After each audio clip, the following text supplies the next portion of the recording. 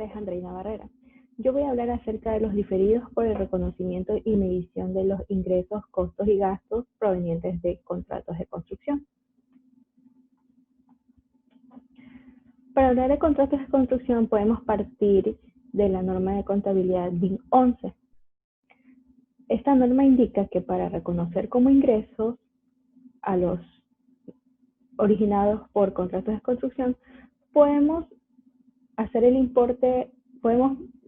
llevarlo a ingresos del importe inicial de ingresos de actividades ordinarias acordado en el contrato, así como también las modificaciones en el trabajo contratado, como sus reclamaciones e incentivos. Eso nos quiere decir que el valor estipulado del contrato se va a convertir en un ingreso. Para los costos del contrato, aquí intervienen todos los costos que están relacionados directamente con el contrato específico. Aquí se refiere este término de contrato específico, puesto que todos los costos, esta norma nos dice que las obras o todos los contratos de construcción, todo lo que tiene que ver tanto como gastos y costos, se tienen que manejar por separado para su respectivo análisis. Ya más adelante podemos ver. Tenemos también que los costos se relacionan con la actividad de contratación en general y pueden ser imputados al contrato específico. Cualesquiera de otros costos que se puedan cargar al cliente bajo los términos pactados en el contrato. Aquí también se puede mencionar a las comisiones o cualquier trámite que sea necesario para llevar a cabo la celebración de un contrato de construcción. Aquí tenemos el reconocimiento, ¿no?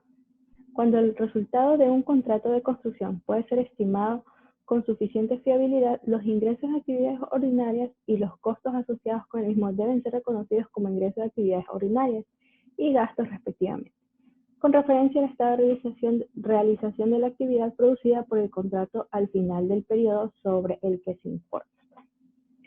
En el reconocimiento podemos mencionar que esto se basa que para llevar a los libros los valores, los importes por ingresos, costos y gastos, se relacionan estos importes con lo que es la técnica contable utilizada con respecto a cómo se clasifican las obras. Por ejemplo, el porcentaje de avance.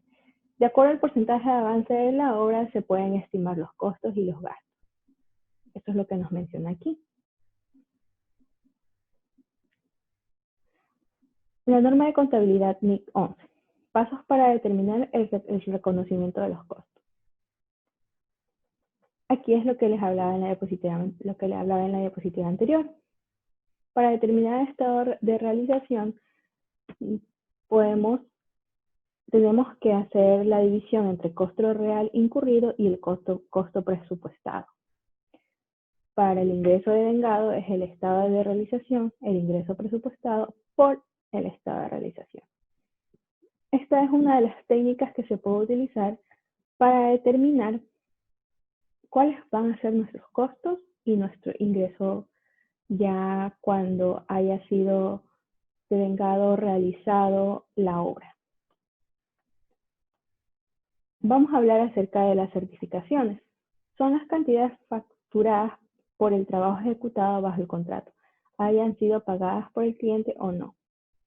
Los anticipos por las cantidades recibidas del contratista antes de que el trabajo Los anticipos son las cantidades recibidas por el contratista antes de que el trabajo haya sido ejecutado. Tenemos que hablar de las certificaciones, puesto que más adelante las vamos a desarrollar. Aquí habla de un proceso que se relaciona con el procedimiento que hace desde el reconocimiento o del registro inicial de la celebración del contrato hasta el pago.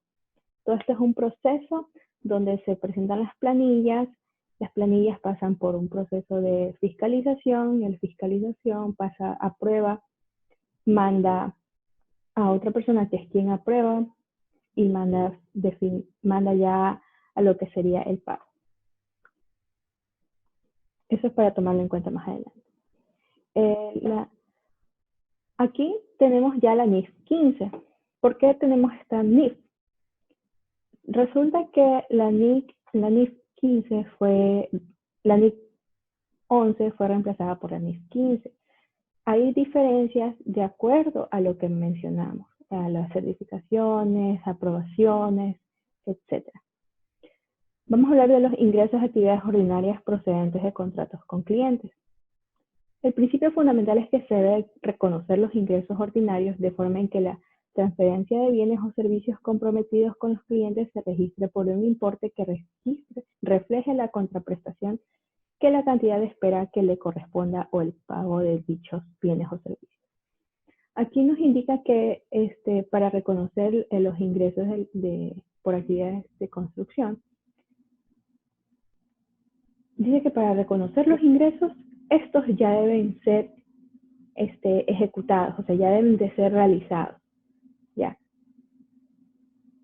Entonces, los pasos para determinar o registrar los ingresos son identificar el contrato con el cliente. O sea, son como requisitos que necesitamos para finalmente reconocer como ingreso. Paso 2, identificar las obligaciones separadas del contrato. Paso 3, determinar el precio de la transacción. Paso 4, distribuir el precio de la transacción entre las obligaciones del contrato. Paso 5, contabilizar los ingresos cuando o a medida que la entidad satisface las obligaciones. En el paso 1, las partes se han aprobado de manera verbal, escrita. O sea, aquí no se refiere a que las partes deben identificar todas sus obligaciones. Estas obligaciones están estipuladas en el contrato y pueden ser aprobadas de manera verbal, escrita o de acuerdo con otras prácticas empresariales. Y que ambas tienen el conocimiento de que tienen que cumplir con las obligaciones estipuladas. Entonces, también hay otro requisito que la entidad puede identificar los derechos de cada parte y condiciones de pago. Y además de ser de sustancia comercial. Identificar las obligaciones separadas del contrato. Aquí nos indica que identificar las obligaciones separadas del contrato a las que se deberá asignar parte del precio del contrato para que luego se termine su imputación del ingreso de manera separada. Aquí se refiere más a lo que es cuando son contratos que se celebran en fechas aproximadas y que tienen un mismo cliente. Entonces, los contratos se negocian como un paquete, con un único objeto comercial. La contraprestación depende del precio del cumplimiento de otro contrato. Puede haber que entre estos no se pueda otro contrato influenciar el pago de otro. O sea, puede pasar en casos de que sea asimismo en fechas aproximadas o de un mismo cliente. Y también poseen una obligación de desempeño. Este es el tratamiento que se le debe dar cuando son por paquete. Para distribuir el precio de la transacción entre las obligaciones del contrato. La norma dispone que la mejor evidencia de un precio de venta independiente es el precio al que la entidad vende el bien o servicio por separado. Aquí nos indica en resumen, o sea, que para la estimación de todos los importes que se deben, bueno, no estimación, sino ya el valor final del importe por ingresos es el valor final del precio de venta del bien inmueble en este caso. En el paso 5, contabilizar los ingresos a medida que se vayan cumpliendo las obligaciones. A esto es lo que vamos principalmente en la norma de información financiera, que se deben cumplir todas las obligaciones para que los ingresos sean reconocidos como tal. Cuando un contrato incluye más de una obligación diferenciada, la entidad puede distribuir el precio de la transacción en distintas obligaciones de forma proporcional a los precios de venta correspondientes cada uno. Para la norma tributaria, tenemos la resolución 138, publicada en el registro oficial número 726 del 5 de abril del 2016. A partir de esta norma, se toma como referencia, a partir de la norma de información financiera, la norma tributaria nacional hace como referencia todo el tratamiento contable que se le debe dar a los pasivos por impuestos diferidos con relación a diferencias temporarias por contratos de construcción. La norma tributaria nos indica que para poder ser reconocidos como ingresos, costos y gastos, la empresa debe revelar en las notas a los estados financieros los valores correspondientes al importe bruto adeudado por clientes y las certificaciones o aprobaciones de planillas de avance de obra. 2. Los ingresos por contratos de construcción deben mantener su contabilidad diferenciada. Podemos ver una similitud en lo que es la NIC 11, que es lo que el principio, por así decirlo, el que se mantiene desde el nacimiento de la norma, que todos los contratos deben ser registrados o contabilizados por separado, estimados también. En el artículo 4 de la resolución nos indica que la Administración Tributaria verificará la revelación de las notas a los estados financieros, el importe bruto adeudado por clientes y las certificaciones de aprobaciones por planillas de avance de obra. Los contribuyentes que tengan ingresos por contratos de construcción deberán mantener su contabilidad diferenciada en centros de costos por cada proyecto de construcción. Eso está sustentado entre nosotros. Finalmente, los efectos del impuesto a la renta por la declaración de los ingresos y costos correspondientes a las planillas no aprobadas en un ejercicio fiscal se deberán reflejar como un pasivo por impuesto diferido. Ahora vamos a extender esa parte. Resulta que cuando hay planillas no aprobadas, los costos de estas de aquí, los costos crean una diferencia temporaria debido a que la base, o sea, debido a que se genera un pasivo por impuesto diferido. O sea, hoy día se deducen los costos y en el periodo siguiente, reconocido el ingreso, hay que pagarlo. Entonces, en el ejercicio práctico podemos repetir eso. Información detallada a revelar en los estados financieros. Esto es lo que la resolución nos indica. Dependiendo ya todos los requisitos que se deben informar. Si no cumple con estos requisitos, no se puede tomar como deducibles, no deducibles, objeto de renta, no objeto de renta, los ingresos o costos por contratos de construcción, como los ingresos de actividades ordinarias de contrato reconocidos como tales en el periodo, costos incurridos en el contrato y ganancias reconocidas menos pérdidas reconocidas, anticipos recibidos y finalmente el importe bruto adeudado por los clientes por el trabajo ejecutado presentado como activo de acuerdo con el párrafo 42. Bueno, aquí vamos a analizar lo que es el procedimiento del proceso de planillaje. Cuando se está realizando una obra, el contratista, si es que tiene una obra que implica más de un periodo, esta se va a dividir por avance y por cada avance que él haga va a emitir una planilla. La planilla va a ser pasada al fiscalizador, quien revisa y solicita la planilla, la misma.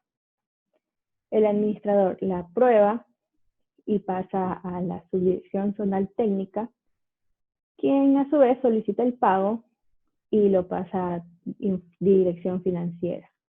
Quien realiza el pago también puede ser tesorería. Entonces, aquí, ¿para qué es este proceso? Porque hay planillas que pueden ser aprobadas y hay planillas que pueden ser aprobadas pero no pueden estar certificadas. Se reflejará como pasivo diferido cuando la declaración de ingresos y costos correspondientes a las planillas no aprobadas en el ejercicio fiscal. impuesto diferido pasivo. Aquí vamos a ver ya netamente cuál es la diferencia temporal. ¿Cuándo nace la diferencia temporal? Cuando en los libros contables se registran los valores por ingresos y gastos por obras cuyas planillas no han sido aprobadas. Y reversión de la diferencia temporaria es cuando ya la planilla del que no fue aprobada en el periodo anterior, ya en el periodo siguiente ya es aprobada, entonces ya se hace la reversión de la diferencia temporaria. Y así culmina esta parte.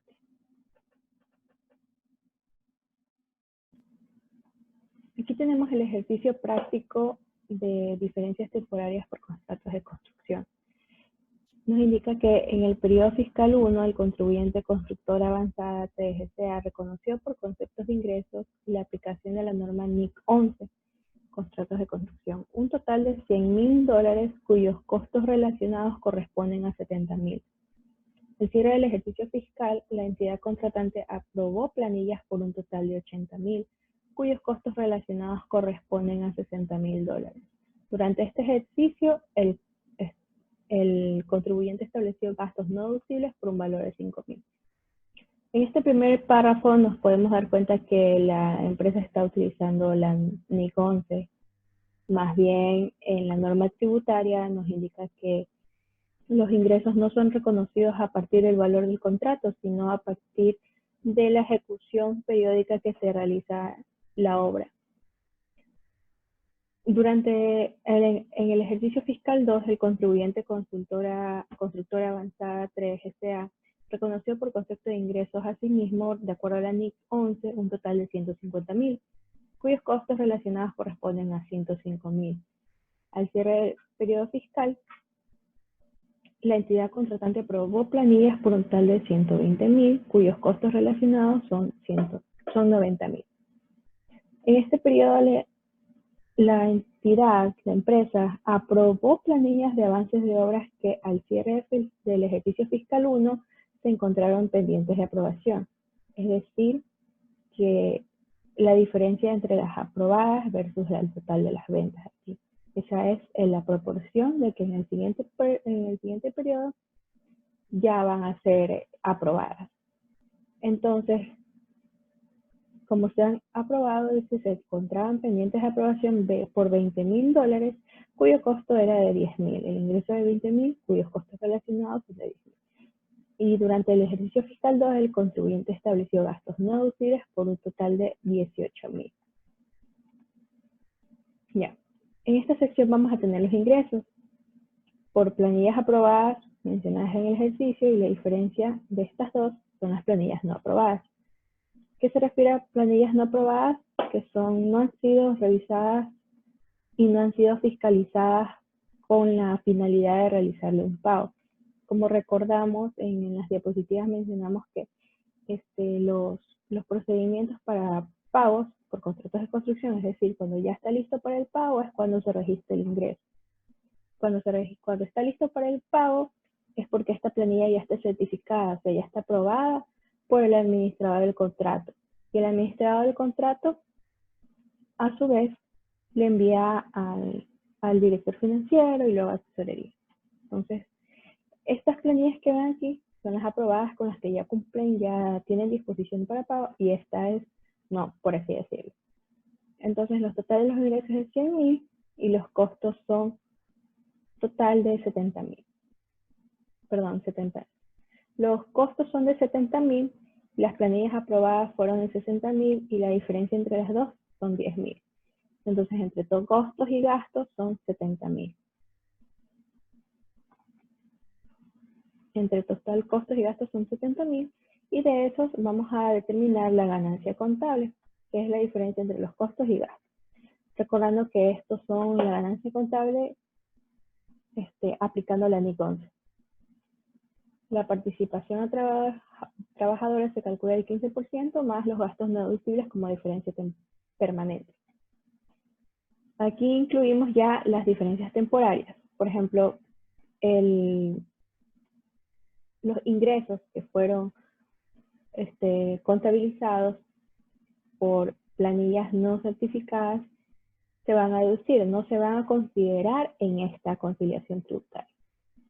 Si no se consideran, entonces no está el factor generador de los costos. Y el factor de generador de los costos se atribuyen a un pasivo por impuesto diferido. Es decir, en este periodo sí van a tributar y en el periodo futuro ya no. Pero los ingresos en este periodo no van a tributar y en el siguiente sí. Y la sumatoria de esos equivalen, se tienen que juntar en un solo rubro por pasivos por impuestos diferidos. Siempre y cuando tenga ganancia contable, ganancia entre los dos. Determinamos la base imponible, que es igual a la ganancia contable menos la participación, más los gastos no deducibles, menos los ingresos no sujetos, más los costos por atribuibles a las planillas y la participación a trabajadores atribuibles a las planillas no certificadas.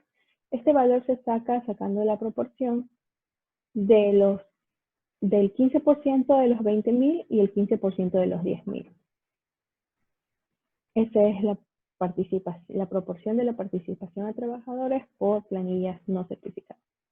Entonces, una vez sacada la base imponible, que es 22.000, vamos a calcular el porcentaje del impuesto a la renta. De aquí tenemos un anexo. Para calcular el porcentaje del impuesto a la renta, nos indica que la empresa tiene accionistas. Estos accionistas, el primero de la sociedad A, se encuentra en Islas Marshall y tiene como beneficiario efectivo la persona natural A en Ecuador. Esto de aquí es parte de un cumplimiento para el 28%, debido a que se encuentra en un paraíso fiscal y el beneficiario efectivo está en Ecuador.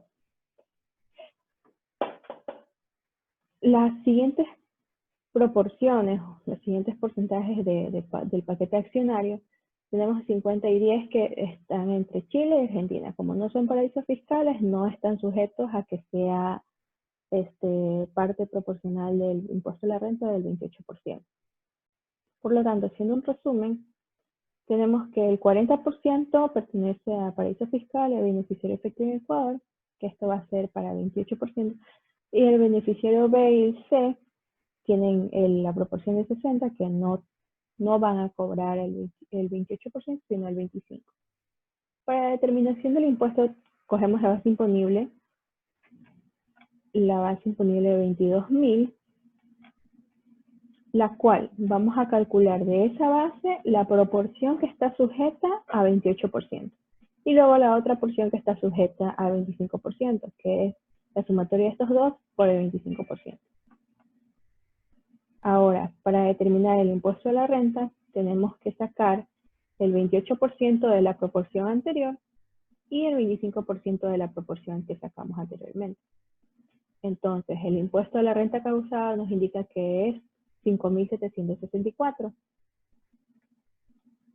Y para sacar la tarifa, dividimos el impuesto causado dividido para el total del impuesto para la base imponible, que es 5.760 dividido para 22.000. Y como resultado nos da 26.20%. Ese porcentaje de impuesto a la renta lo vamos a poner aquí. Vamos a determinar en base a ese porcentaje el impuesto de renta corriente y el impuesto a la renta diferido. El corriente es el que se va a pagar en dicho periodo y arrestadas las diferencias tributarias, y el diferido son solo las diferencias temporarias por pasivos por contratos de construcción. Aquí vamos a sumar los ingresos menos los costos y menos el porcentaje de participación y lo multiplicamos por el porcentaje del impuesto a la renta. La contabilización, la originaria, la que genera el ingreso, aquí vemos el segundo paso porque nos dice cuentas por cobrar actividades ordinarias. Ya había estado generada esta cuenta de cuentas por cobrar versus los ingresos por contratos de construcción. En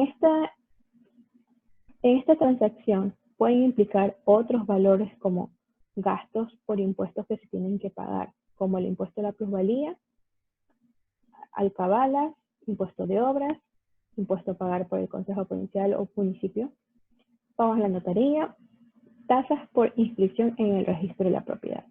Esto puede variar, puede incluir aquí, llevándolo un poco más a la realidad.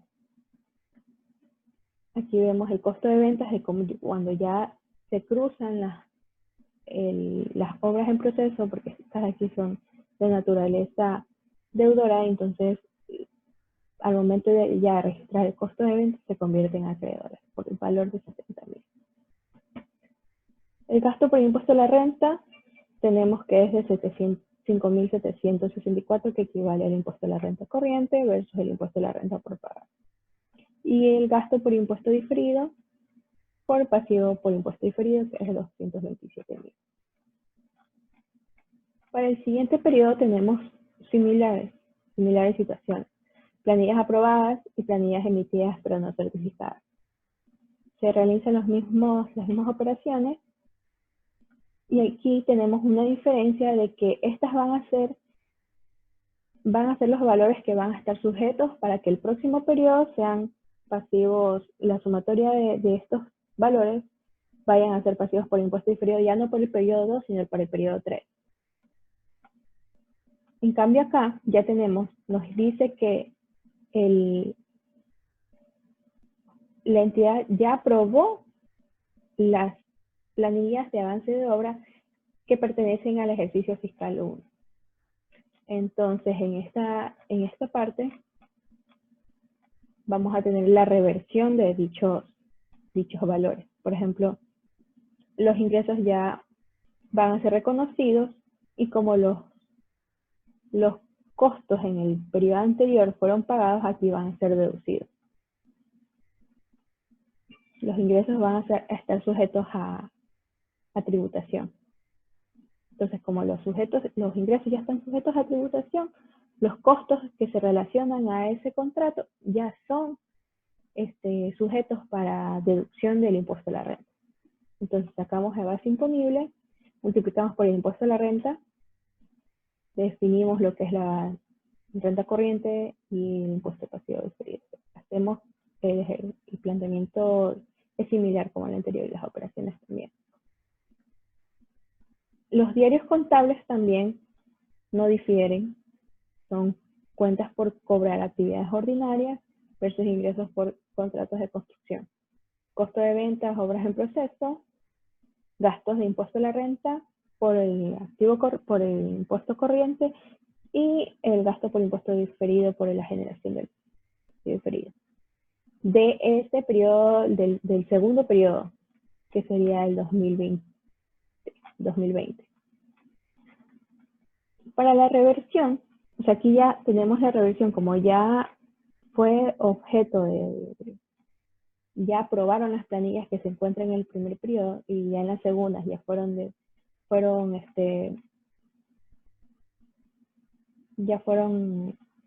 incluidas en la conciliación bancaria, pero en la conciliación tributaria.